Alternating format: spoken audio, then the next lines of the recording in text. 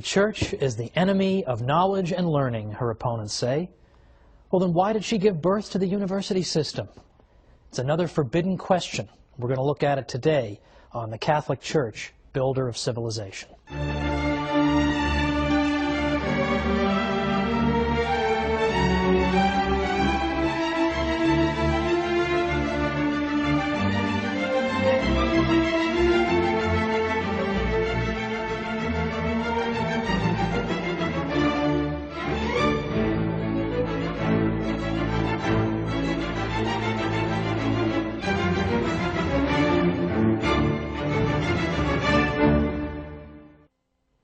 Welcome to the Catholic Church, builder of civilization. I'm Thomas Woods. This week we're going to be talking about the development of the university system and the spread of learning throughout Western Europe, which are developments that are typically thought to have taken place rather in spite of the Catholic Church instead of because of it. But as usual, we're here to overturn the conventional wisdom. Now, for a long time, it was said that a dark age descended upon Europe with the rise of the Catholic Church to prominence following the decline of the Roman Empire. That for 1,000 years there was nothing but backwardness and darkness in the West. We've perhaps all heard this. But today, more and more we see historians are scaling back the time period that they would designate as dark.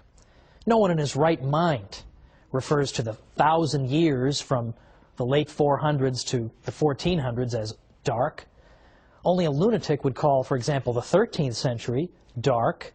In fact, there was a great book written once called The 13th Greatest of Centuries. Now, it is true. There was a dark period after the fall of Rome. There was a time where education declined, culture declined, civilization declined. But was that the fault of the Catholic Church? With barbarian groups in control politically of various parts of Europe, was that the Church's fault? Now, it's interesting to note what historian Will Durant said. Now, who is Will Durant? Why do we care what he said? The interesting thing about Will Durant is not only that he wrote a zillion books, he was the Stephen King of history. He seemed to be writing, sitting at his typewriter 24 hours a day. What's significant about Durant is that he was an agnostic. He had no dog in this particular hunt. He was not out to defend the Catholic Church, and sometimes he could be kind of vicious toward the Church. But even Will Durant understands that it's not fair to blame everything that goes wrong in Western Europe on the Catholic Church. Durant said, the basic cause of cultural retrogression was not Christianity, but barbarism, not religion, but war. The human inundations ruined or impoverished cities, monasteries, libraries, schools, and made impossible the life of the scholar or the scientist. And then he says, perhaps the destruction would have been worse had not the Church maintained some measure of order in a crumbling civilization. Well, even in the midst of the crumbling, the Church did everything she could. And on another episode, we will look at the role of the monks. The monks did so many things, we should have 100 episodes on them. We'll have one. But that's for another time. For now, let's note that in the 8th century and the 9th century, Catholics are going out of their way, Catholic bishops, to build schools. Charlemagne, the great emperor of the West, ordered the various cathedrals to open schools, as I mentioned in a previous episode. After Charlemagne, 9th century bishops and local church councils called for the opening of schools. This was the great age of the copying of Latin manuscripts from the ancient world. Kenneth Clark is the author of the great classic book called Civilization, and he says this. He said, people don't always realize that only 3 or 4 antique manuscripts of the Latin authors are still in existence. Our whole knowledge of ancient literature is due to the collecting and copying that began under Charlemagne, and almost any classical text that survived until the 8th century has survived until today. Well, there's something to credit the Church with, don't you think? In fact, the 8th and 9th centuries saw the beginnings that were unfortunately snuffed out, of a kind of cultural revival that was known as the Carolingian Renaissance. And here we saw the attempt to bring back learning and culture. And we see, for instance, the copying of manuscripts, which is important. We see, in addition to that, the development of something called Carolingian minuscule. Carolingian minuscule was a kind of writing. Before the existence of Carolingian minuscule, you would see writing that had only capital letters. And if you ever get an email from somebody who sends you an email in only capital letters and you just can't bear to look at it, you know, who is this barbarian writing to me in all caps? It's annoying, it's hard to read, it takes longer to write. They also had no spaces between the words before Carolingian minuscule, no punctuation. So imagine just a big block of capital letters. That's a lot of fun to read. Beyond that, because of geographical isolation, people in this part of Europe, rather than this part of Europe, would develop their own script that was largely indecipherable to people from another part of Europe, whereas it was monks who helped develop what was called Carolingian minuscule. Minuscule because it introduced the idea of lowercase letters. It also introduced spaces between the words, punctuation, and it constituted a single script, a single standardized kind of writing, so that people could travel throughout Western Europe and could understand each other. Well, that's no small contribution. That's one of the great contributions to the cause of literacy in the world. And that came out of this Carolingian Renaissance. Unfortunately, the Carolingian Renaissance died a premature death, largely because of more waves of invasion by still other barbarian groups. The 9th and 10th centuries, the 800s and 900s, saw wave upon wave of invasions by various groups, by the Muslims, by the Magyars, and by the Vikings. And these waves of invasion were devastating to the West. Monasteries were sacked and destroyed, as were centers of learning. Now, Western Europeans were often very, very good fighters, but they also tended to be very slow to organize. So by the time they could get themselves together, the raid was all over and they'd been sacked. And this happened year after year. Well, it's not the Church's fault if it's hard to maintain civilization when the Vikings are attacking you every single year. And when we consider that one of the best known of these attackers was a man named Thorfinn Skullsplitter, we can get a little flavor of what this must have been like to live at that time. And yet, the monasteries of the Catholic Church had incredible staying power. They were among the most resilient institutions that ever existed, because you can destroy one of them, but there's still hundreds more, and even if you destroy all but one, the one can restore the culture. Christopher Dawson was one of the great Catholic historians of the 20th century. For a while he taught at Harvard. That's never going to happen again, but Christopher Dawson taught at Harvard, and he said, among other things, he said, 99 out of 100 monasteries could be burnt and the monks killed or driven out, and yet the whole tradition could be constituted from the one survivor. And the desolate sites could be repeopled by fresh supplies of monks who would take up again the broken tradition, following the same rule, singing the same liturgy, reading the same books and thinking the same thoughts as their predecessors. Well, if you want to revive a civilization, having monasteries around certainly doesn't hurt, does it? So the monasteries, as we'll see, as I say in another episode, played an indispensable role.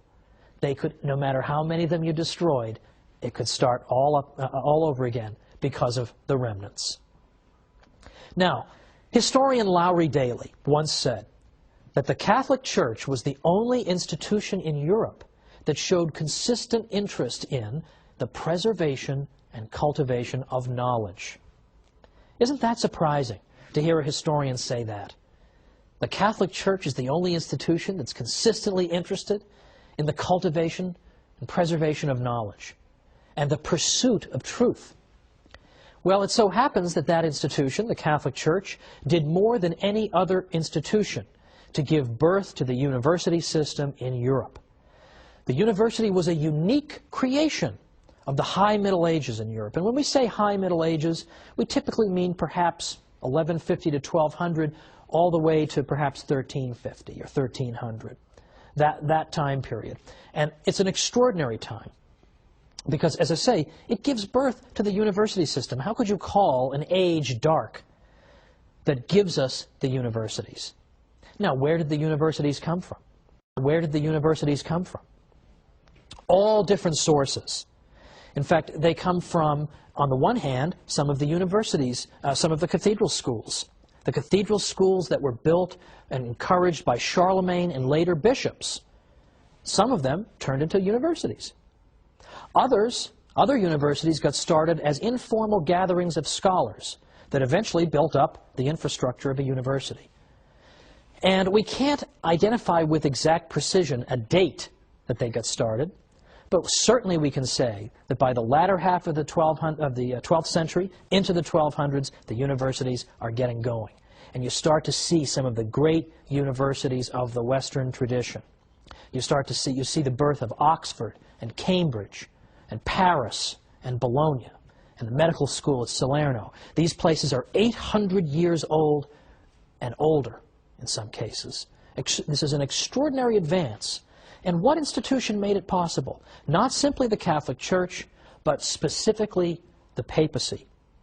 Henri Daniel Rops was a French historian in the 20th century who said, thanks to the repeated intervention of the papacy, higher education was enabled to extend its boundaries. The Church, in fact, was the matrix that produced the university, the nest whence it took flight. The popes, for example, chartered more universities than anybody else in Europe. But they did more than that. They didn't just establish universities. They fostered and protected them. They extended all kinds of benefits to universities that made it possible for them to function and survive and indeed to flourish. Sometimes, I'll just say this before we go to our break, we who live in a university town, I live in a university town, I'm not going to tell you, I don't want to hurt any feelings, but we sometimes love the money the students bring to the town, but we can't stand the students because they're so rowdy and noisy. That happened in the Middle Ages too, and the popes protected the students from sometimes the abuse of the townsmen. Let's see how we did it after we come back with the Church, builder of civilization.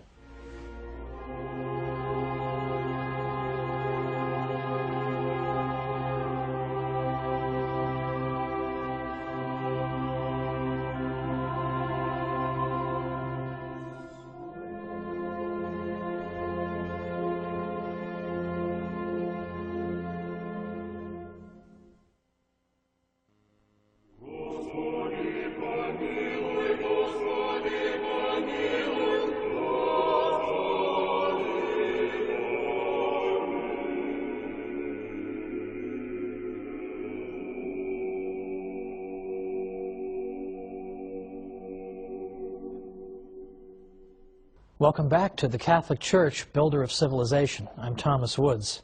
Before the break, we were looking at the development of the university system in Western civilization and noting that the Catholic Church played a larger role than any other institution in spreading knowledge, cultivating the pursuit of knowledge, and allowing the university system to blossom.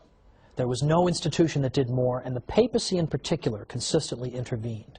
Now, right away, as early as the 1200s, as the universities are forming, we already see the characteristics of modern universities.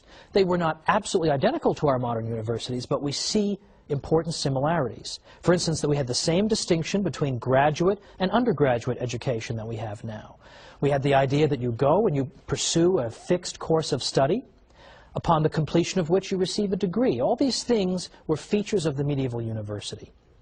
Now, in the ancient world, they had schools, of course, they had academies, but they didn't have quite these features that I've described. And typically, if you belonged to an ancient academy, it meant that you belonged to the school of thought that dominated that academy. Whereas in the medieval university, there was no reigning school of thought. Instead, you had vigorous debate back and forth on a variety of subjects. But just before we went to the break, I specifically pointed to the role of the popes. How did the popes help to foster the universities, apart from chartering more universities than anybody? The popes also extended the benefit of clergy to students. Benefit of clergy is a privilege that was extended typically, of course, to clergymen, which said that if you were to harm a clergyman, it would be considered an especially heinous offense. Also, benefit of clergy meant that if you were a clergyman, you could have your case heard in a church court rather than a local secular court. Well, this benefit was extended to the students at universities because, as I suggested at the break, sometimes the local townspeople didn't really like the students, just the way they are today. A lot of people today look at the university students and they say, I like the fact that they've brought mom and dad's money to my town and they're ready to spend it on all kinds of ridiculous nonsense. However, I don't like the fact that they keep knocking over my mailbox. I mean, why would you get pleasure out of knocking over my mailbox? This sort of thing. People love the money and they hate the students. That's exactly how they felt in the Middle Ages. So sometimes the students would find themselves being hauled into some local court on trumped-up charges and just being harassed in general. The Pope prevented that from happening and allowed the life of the university to flourish by extending benefit of clergy to the students. Any time there was any need to intervene in the university system, if there was some kind of problem, people knew you appeal to the Pope and he will resolve it. In fact, on numerous occasions, the Pope had to intervene to ensure that the professors' salaries were being paid. Now think of how pro-Catholic European universities would be today if Pope Benedict could do that, if he could intervene and get them a raise or something. Well, anyway, those days are gone.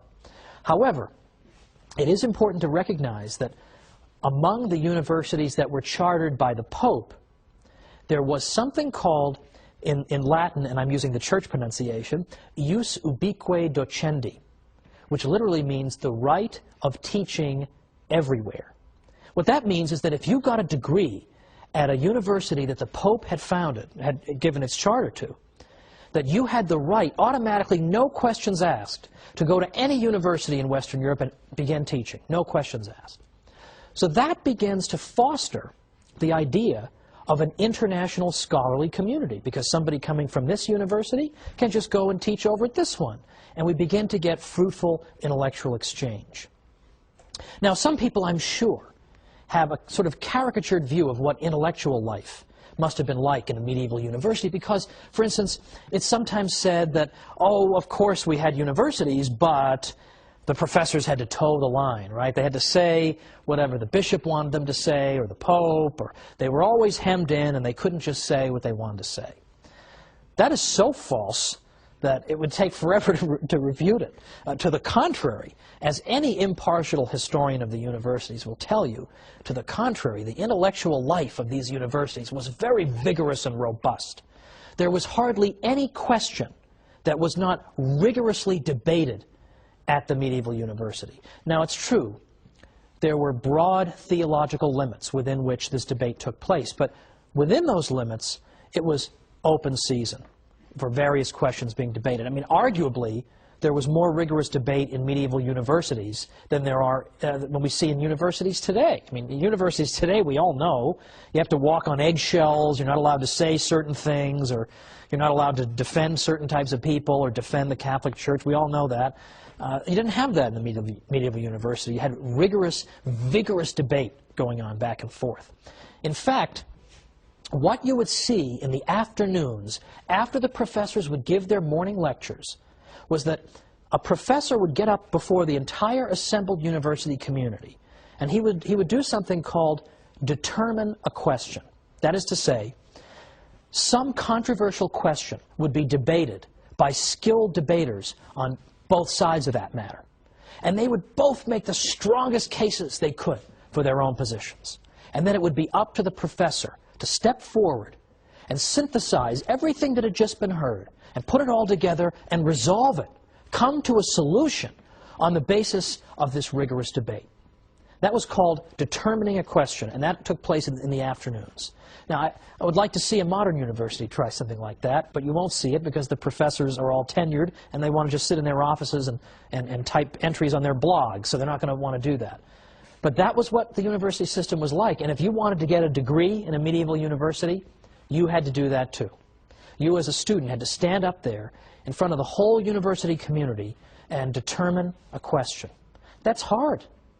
That's difficult.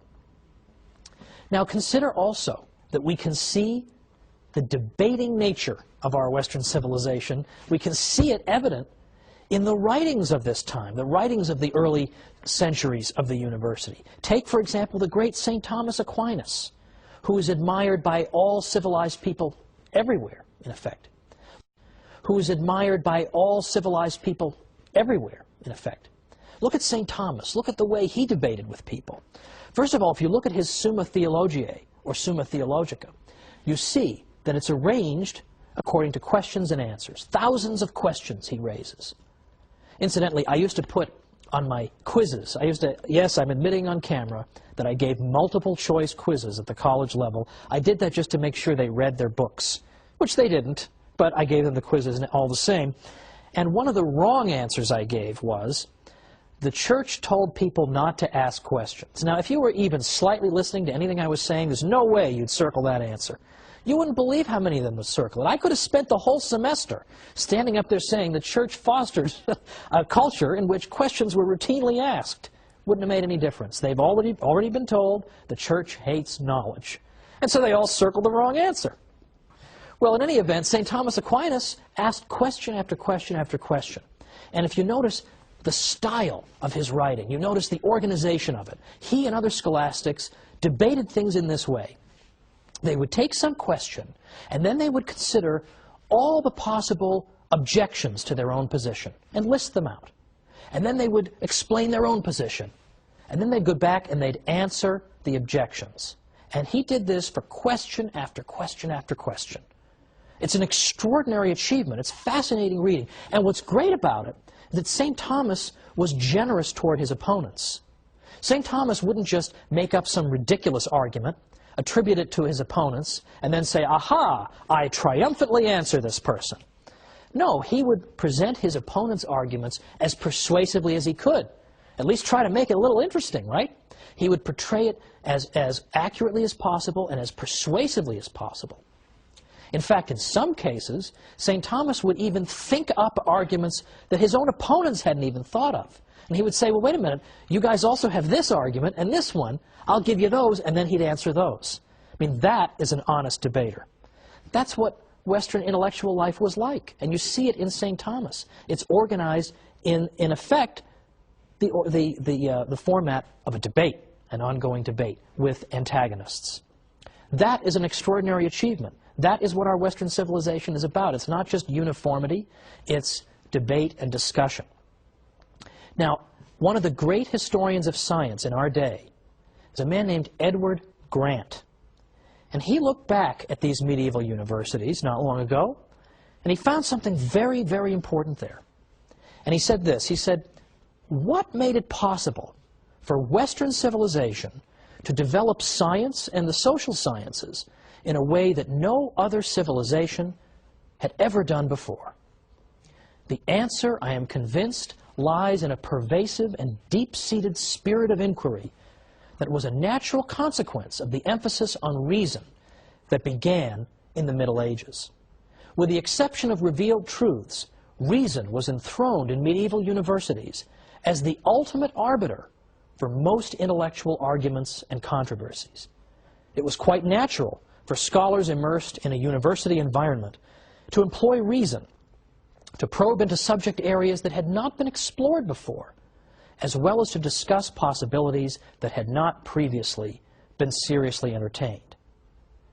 And Professor Grant went on to say that the commitment to reason and rational discussion that we see in the Middle Ages and that we see in our modern world, this is one of the great gifts of the Latin Middle Ages to our world. But nobody knows about it. And he said it must, unfortunately, remain one of the best-kept secrets of the past hundreds of years. Isn't that astonishing? We shouldn't keep it a secret, however. We should go around telling people about this, because it's an extraordinary aspect of our civilization. Let's just end with St. Anselm, for example, is another example of what I'm talking about. St. Anselm, although he lived just before the universities were getting started, but he had the same spirit of rational inquiry. St. Anselm, for instance, had a book in Latin, Cur Deus Homo, which has been usually rendered in English as Why the God-Man, or Why Did God Become Man? Because St. Anselm used purely rational argument to try to consider, why did God do the extraordinary? Why did he become man and dwell among us?